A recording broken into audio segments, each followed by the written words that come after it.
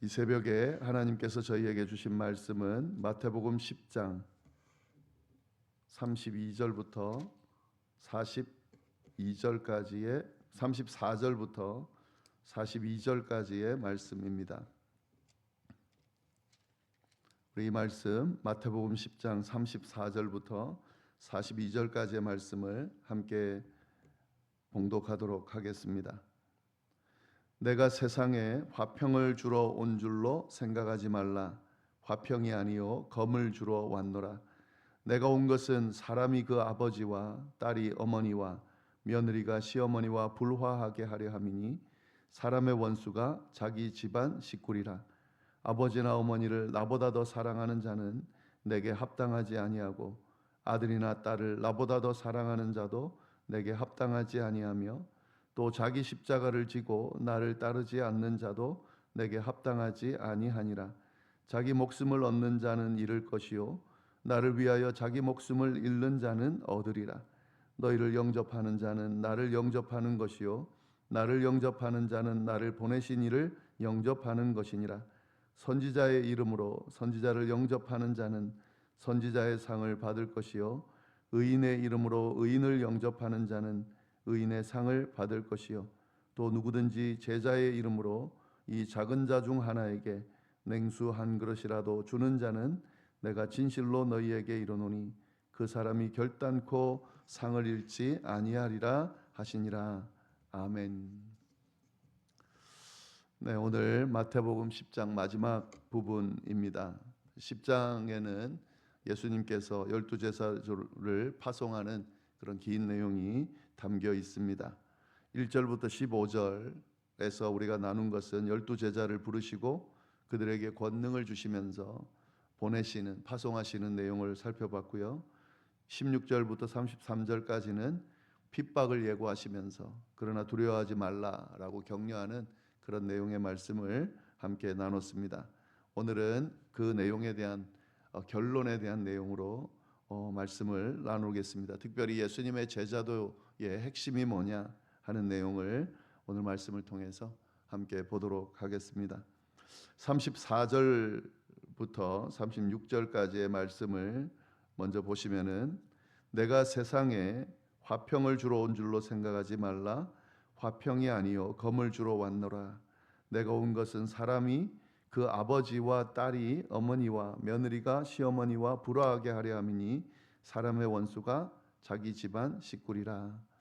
네, 조금 이해하기 쉽지 않은 말씀을 하셨는데요. 검을 주러 왔다. 화평을 주러 온 것이 아니라 검을 주러 왔다라고 말씀을 하셨습니다.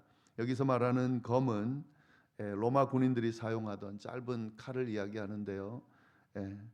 이것이 어떤 면에서는 검을 주러 왔다 그러니까 예수님이 싸우게 만들려고 왔구나, 어떤 폭력적인 의미로 검을 이해를 해서 예수님께서 전쟁을, 다툼을 야기시키기 위해서 왔나 보다, 이렇게 생각할 수 있는데 예수님의 행적이나 또 예수님께서 행하신 그런 모습들을 보면 전쟁을 일으키게 하고 다툼을 일으키게 하려고 오신 건 아니죠. 당연히 평화를 주시기 위해서 오신 겁니다. 이 베드로가 칼로 예수님을 보호하려고 했을 때 그것을 거두라라고 분명히 이야기하셨습니다. 그러니까 검을 주러 왔다는 것은 이 베드로가 검을 가지고 검으로 해결하려고 하는 것을 동의하는 것은 아니라는 것을 알 수가 있습니다. 그러면 여기서 말하는 검을 주러 왔다라고 하는 건 뭘까? 검이라고 하는 것의 의미는 자르는 것의 의미가 있죠. 그러니까 여기서 검을 주러 왔다는 그 말은 뭐냐면 분리하는 거죠. 구별하는 겁니다. 그리고 결단하게 하는 의미가 있습니다. 내가 와서 검을 준다라는 의미는 분리하는 것, 구별되는 것, 그리고 결단하는 것, 그걸 하게 하기 위해서 왔다 하는 겁니다. 이 복음이라고 하는 것은 중간이 없습니다. 이거 아니면 저겁니다. 믿는 자와 믿지 않는 자, 순종하는 자와 받아들이는 자와 거부하는 자, 이렇게 구분이 되는 겁니다. 오직 예수 그리스도를 통해서만 구원 얻는다. 여기에는 타협이 있으면 안 되죠. 예수님으로도 구원을 받고 또 다른 방법으로도 구원을 받을 수 있다. 이게 종교다원주의인데요. 절대로 그렇지 않습니다. 성경은 우리에게 분명하게 이야기하고 있습니다. 오직 예수 그리스도로만 구원받을 수 있다. 만약에 그렇지 않다고 하면 성경 창세기부터 계시록까지 이 예수 그리스도의 십자가의 그 죽음과 부활의 그 의미를 그렇게 일관되게 그렇게 쭉 성경을 기록할 이유가 없는 거죠. 예수 그리스도의 십자가의 죽음과 그 죽음을 통해 우리를 속죄하시고 우리의 죄를 속죄하시고 깨끗하게 해주시는 이 과정이 없이는 구원이 이루어지지 않기 때문에 이 긴 성경 말씀 그 역사의 과정을 통해서 이 일이 이루어진 거죠. 그렇기 때문에 오직 예수 그리스도를 통해서만, 예수 그리스도의 십자가의 보혈을 통해서만, 그 보혈에 의지하고 그 보혈로 인해서 속죄함을 받았다라는 사실을 믿고 시인하는 사람들만 구원받을 수 있다. 이거는 변하지 않는 진리입니다. 이거는 뭐 양보할 수 있는 부분이 아닙니다. 그렇기 때문에 이게 아니면 아닌 거죠. 그래서 예수님께서 검을 주러 오셨다라고 하는 말씀은 이 구원의 메시지 안에는 이렇게 구별됨이 있고 분별함이 있고 또 단절이 있고 결단이 있기 때문에 이 검을 주러 왔다라는 말씀을 하시는 거죠. 네. 그리고 여기 보시면은 내가 온 것은 사람이 그 아버지와 딸이 어머니와 며느리가 시어머니와 불화하게 하려 합니다. 이 둘의 관계는 굉장히 밀접한 관계입니다. 아버지와 딸, 그 아버지 그리고 딸과 어머니, 며느리와 시어머니, 굉장히 친밀한 관계인데 그 친밀한 관계에서 불화하게 하려고 한다라고 하는 건 뭐냐면 이제 예수님을 믿고 따르기 위해서는 결단을 해야 되는데 이 결단을 하는 과정 자체가 이렇게 불화하게 분열이 일어날 수밖에 없는, 왜냐하면은 한쪽은 믿고 한쪽은 믿지 않으면 그건 구별되고 단절될 수밖에 없는 거죠. 그거를 이야기를 하고 있는 겁니다. 그러면서 사람의 원수가 자기 집안 식구리라. 가장 사랑해야 할 가족들인데 신앙으로 인해서 이렇게 분리될 수 있고, 그리고 예수님을 믿는 것을 반대하는 사람이 가족 중에 더 크게 있을 수도 있다라는 이야기를 하고 있습니다. 신앙을 자기 때에 믿기 시작한 분들은 다 겪는 과정이죠. 내가 믿고 내가 신앙생활을 시작한 분들은 가족과의 어떤 대립 관계가 생길 수밖에 없습니다. 그 과정을 지금 이거 너무 예수님이 하신 말씀처럼 너무 이건 당연하게 그렇게 거쳐야만 하는 그런 과정이다 하는 거죠. 그러면서 뭐라고 이야기하시냐면 37절에 아버지나 어머니를 나보다 더 사랑하는 자는 내게 합당하지 아니하고 아들이나 딸을 나보다 더 사랑하는 자도 내게 합당하지 아니하며, 참 이 인간으로서 받아들이기 쉽지 않은 그런 말씀을 하고 있습니다. 아버지나 어머니를 나보다 더 사랑하지 않는 자는, 아버지 어머니가 세상에서 가장 사랑할 대상이죠. 또 아버지 어머니의 입장에서는 자녀들, 아들이나 딸이 그 누구와도 바꿀 수 없는 그런 사랑하는 존재입니다. 그런데 그들보다 더 사랑해야 합당하다. 예수님을 더 사랑해야 된다. 이렇게 이야기하고 있습니다. 근데 우리가 여기서 오해하지 말아야 될 것은 가족들보다 예수님을 더 사랑해야 된다라고 이렇게 이야기하다 보니 가족들을 그러면 사랑하지 말아야 된다 이런 말인가? 그런 말은 아니거든요. 여기 어디에도 그런 말은 없습니다. 아버지나 어머니를 사랑하는데 뭐 당연히 사랑하죠. 그러나 더 사랑하면 합당하지 않다. 여기 더라는 말을 잘 보시기를 바랍니다. 아들이나 딸을 사랑하는데 그들보다 더 사랑하는 것은, 아들이나 딸을 더 사랑하는 것은 예수님보다 합당하지 않다 하는 거죠. 가족도 중요하고 정말 사랑할 내 목숨과도 같은 그런 사람들이지만 존재지만 아무리 중요하다 하더라도 하나님보다 더 중요하진 않다. 예수님보다 더 중요하진 않다라고 하는 말씀입니다. 그리고 왜 이 말씀을 하시는가? 하나님 안에서 진짜 가족을 사랑할 수 있는 길이 열리기 때문에 그렇습니다. 예수님을 첫 번째로 사랑할 때 가족을 제대로 사랑할 수 있습니다. 제대로 같이 구원받고 구원의 길로 같이 가야죠. 예수 그리스도 안에서 참된 구원이 이루어지고 모든 가족들이 참된 구원을 받으면서 영원토록 함께 사는 그것이 가족을 사랑하는 길이지. 그게 아니고 같이 멸망의 길로 가는 것이 가족을 사랑하는 길은 아닌 거죠. 그리고 하나님의 사랑 안에 있을 때 참된 사랑을 배웁니다. 하나님의 사랑을 제대로 경험하고 하나님을 진심으로 사랑하는 자가 가족도 사랑하죠. 이 말씀을 하고 있는 겁니다. 그래서 예수님을 따른다는 것이 어떤 의미냐, 예수님을 우선순위로 두는 것이 어떤 의미냐 하는 것을 우리가 분명히 알 필요가 있습니다. 예수님을 따르고 예수님을 사랑하는 것을 우선순위에 둔다는 것이 나를 사랑하는 길이고 내 가족을 사랑하는 길이다. 그래서 예수님께서 그 길을 안내하고 있는 거죠. 그거를 우리가 잘 봐야 됩니다. 그래서 이 말씀을 보면서요, 우리가 신앙생활을 할 때 어떤 마음이어야 되는지를 분명하게 이렇게 좀 세울 수 있어야 되는데요. 38절 말씀 보시면은 또 자기 십자가를 지고 나를 따르지 않는 자도 내게 합당하지 아니하다. 자기 십자가를 져야 된다라고 하는 거죠. 이것도 마찬가지입니다. 자기 십자가를 진다라고 하는 것은 나보다 예수님을 더 사랑해야 된다. 그런 의미가 있는 거죠.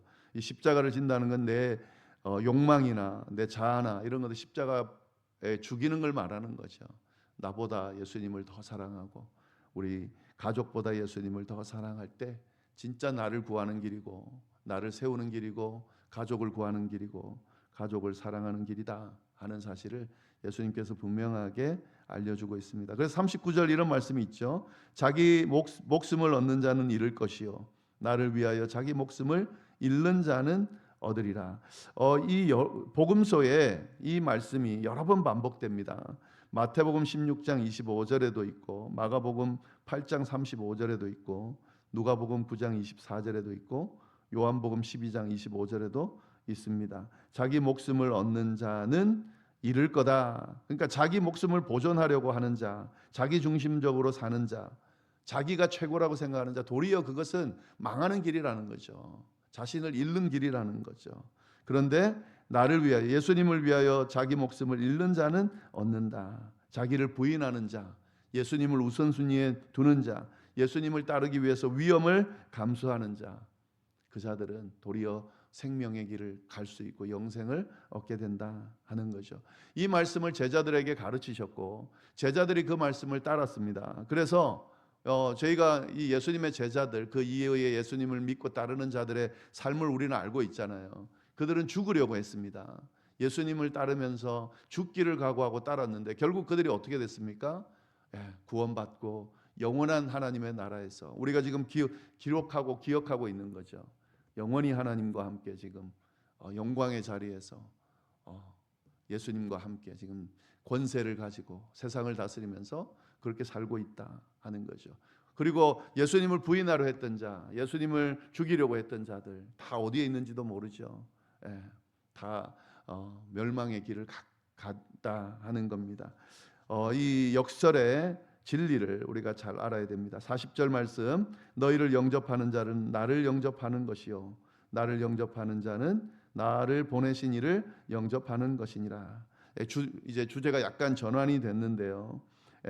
여기서 영접한다라고 할 때에 영접하는 것은 환대하고 돌보고 지원하는 것을 말합니다. 그러니까 이제 여기서 말씀하고자 하는 것은 이제 파송하고 있는데 그 파송하는 이들이 예수님을 대신하는 사람이라고 하는 것을 분명하게 이야기하고 있습니다. 그래서 제자들, 예수님께서 파송한 제자들이 영접을 받으면 결국 그거는 나를 영접하는 거다라고 하는 것을 분명하게 이야기하고 있습니다. 그러니까 제자는 예수님을 대표하는 자들이고 예수님은 하나님을 대표하는 분이신 거죠. 그러니까 제자를 대접하는 것은 하나님을 대접하는 거다라고 하는 거죠. 우리가 하나님의 사람들 또 하나님의 백성들 또 특히나 하나님의 일을 하는 사람들을 대접하는 걸 우리가 볼 때에 그를 통해서 그가 이렇게 대접하면 나를 인정해 주겠지, 또 그를 대접하면 나를 위해서 기도해 주겠지, 뭐 복을 주겠지, 뭐 이런 생각들을 하는데요. 그것도 맞지만 사실 궁극적으로 우리가 기억해야 될 것은 그런 하나님의 사도들, 하나님의 일을 맡은 자들을, 일을 하는 자들을 대접한다고 할 때는 사실은 하나님을 대접하는 거죠. 그걸 절대 잊으면 안 됩니다.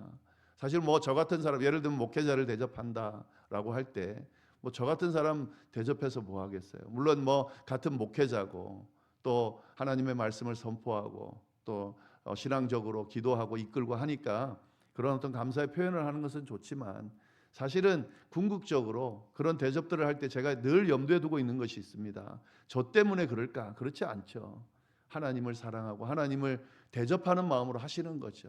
그리고 하나님은 그거를 기억하고 계신다 믿습니다. 그래서 귀한 거죠. 예, 지금 그 이야기를 하고 있습니다. 41절 42절 말씀을 보시면은 선지자의 이름으로 선지자를 영접하는 자는 선지자의 상을 받을 것이요, 의인의 이름으로 의인을 영접하는 자는 의인의 상을 받을 것이요, 또 누구든지 제자의 이름으로 이 작은 자 중 하나에게 냉수 한 그릇이라도 주는 자는 내가 진실로 너희에게 이르노니 그 사람이 결단코 상을 잃지 아니하리라 하시니라. 예, 작은 것의 가치에 대해서 이야기를 하는데요, 이 선지자를 알고 영접하는 자는 결국 선지자와 같은 상을 받는다 그랬습니다. 의인을 의인으로 알고 영접하는 자는 의인과 같은 상을 받는다 하는 거죠. 이게 굉장히 놀라운 은혜입니다. 직접 선지자가 되지 않아도, 그 또 직접 의인이 아니어도 그를 대접함으로써 동일한 상을 받는다 하는 거죠. 42절 말씀에 또 이어서 이야기되죠. 또 누구든지 제자의 이름으로 이 작은 자 중 하나에게 냉수 한 그릇이라도 주는 자는 내가 진실로 너희에게 이르노니 그 사람이 결단코 상을 잃지 아니하리라. 이렇게 말씀하고 계시잖아요. 예, 여기서 냉수 한 그릇이라고 하는 것은 사실 별거 아닌 거죠. 그러나 이 팔레스타인의 그 더운 지역, 우리 아리조나 지역을 생각한다면 시원한 물 한 잔은, 냉수 한 잔은 너무너무 귀한 거죠. 이게 아주 작은 거지만 마음을 담은 그런 친절, 그런 섬김, 그런 모습은 어떻게 한다고요? 예, 하나님께서 절대 잊어버리지 않으시고 절대 상을 잃어버리지 않는다라고 하는 말씀입니다. 그래서 우리가 항상 이 부분을 생각을 잘해야 됩니다. 자꾸 앞에서 드러나는 일, 뭔가 좀 결과가 나타나는 일, 뭔가 좀 나도 드러나고 무슨 열매를 많이 맺는 일, 좀 폼이 나는 일, 이런 일들만 가치가 있고 별거 아닌 일들이 있잖아요. 작은 친절을 베푸거나 뭐 작은 그런 어떤 섬김을 하거나 하는 것들을 소홀하게 생각하는 경우가 있습니다. 이제 목사로 또 장로로 권사로 뭐 어떤 이 직분을 맡아가지고 그런 일들을 하는 거는 대단하게 하나님이 생각하시고, 그냥 교회에서 허드렛 일, 별거 아닌 일들 하는 것은 별거 아닌 걸로 생각하는데 하나님의 눈에는 절대로 그렇지 않습니다. 그 마음이 어떠냐는 게 중요한 거죠.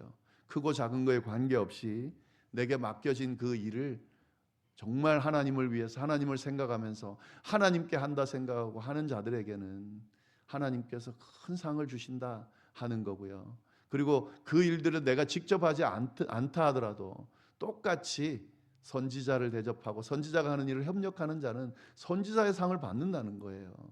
우리가 이 부분을 절대로 간과하면 안 됩니다. 그래서 선교제 선교사들을 돕고하는 것들 사실 별거 아니고, 저 먼 타지에 있는 선교사들 선교지를 돕는 게 무슨 의미가 있냐, 이런 말씀하시는 분이 의외로 많습니다. 우리 앞에 있는 그런 돕는 사람도 도와야지 하는 이야기를 하면서 자꾸 그런 이야기를 하는데, 여기서 돕든 저기서 돕든, 여기 있는 분을 섬기든 저기 선교지를 섬기든 하나님을 생각하고 하면 똑같은 상을 받는다는 거예요. 똑같이 하나님께서 그렇게 귀하게 보신다 하는 거죠.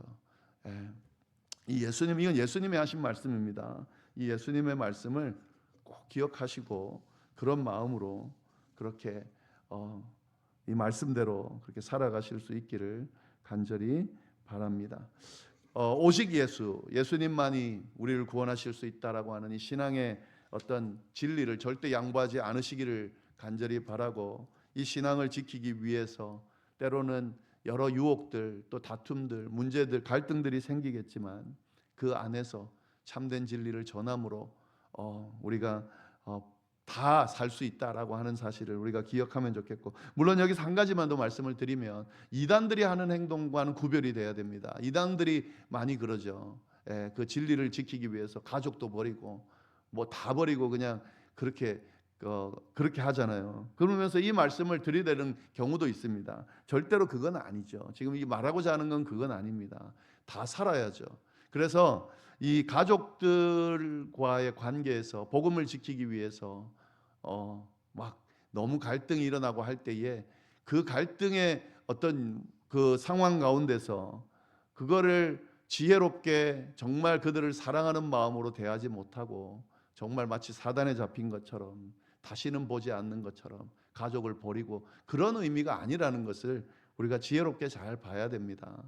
그런 이단들이 말하는 그런 어떤 의미로서의 그런 갈등이 아니라는 것은 뭐 다 아시겠지만 높아심에 한번 그 말씀을 드립니다.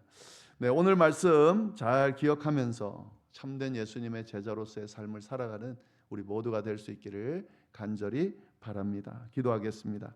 하나님 아버지, 참으로 감사를 드립니다. 예수님을 따른다는 것이 어떤 의미인지, 또 예수님의 사명을 감당한다는 것이 어떤 것인지 좀 말씀을 통해서 깨닫게 하시고 잘 알려주셔서 감사를 드립니다. 하나님, 예수님의 말씀이고 명령입니다. 우리가 그 말씀 따라 살아갈 수 있도록 인도하여 주시고 참된 예수님의 제자로서의 삶을 살아가는 저희가 될 수 있도록 인도하여 주옵소서. 무슨 일을 하든지 주님을 대하듯 주님께 하듯 함으로 주님께서 주시는 칭찬과 상을 받는 저희 모두가 될 수 있도록 인도하여 주옵소서. 이어서 드리는 개인의 기도와 중보 기도 위에도 함께하여 주시기를 간절히 바라며 살아계신 예수님의 이름으로 기도드립니다. 아멘.